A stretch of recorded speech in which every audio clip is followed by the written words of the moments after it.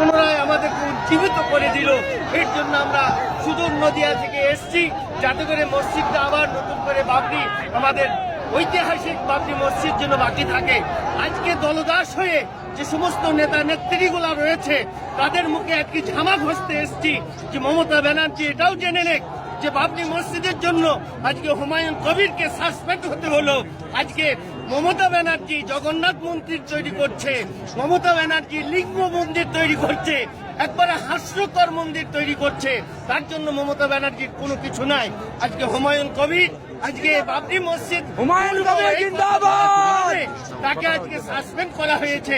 আমরা চাই হুমায়ুন কবিরের পাশে থেকে হুমায়ুন কবিরকে আরো উচ্চ র্যাঙ্কের আমরা পদ দিয়ে তাকে আমরা ভারতবর্ষের বুকে সর্ববড় নেতা হিসাবে আমরা দেখতে চাই।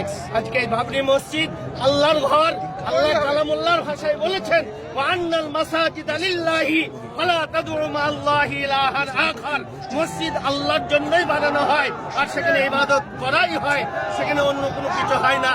আর এটাও আমি জানিয়ে রাখছি যে ভাই সকল, এই মসজিদ সরকারি টাকা দরকার হয় না, সুদের টাকা লাগে না, হারামের টাকা লাগে না।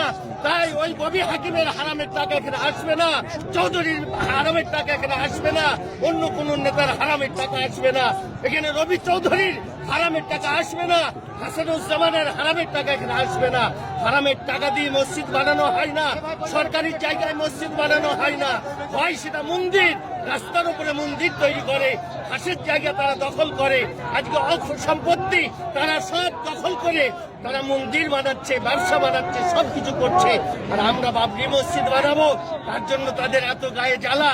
আজকে আলহামদুলিল্লাহ আমরা বাবরি মসজিদের স্থানে এসে ইট দান করে আমরা সবাই আনন্দ উপভোগ করছি।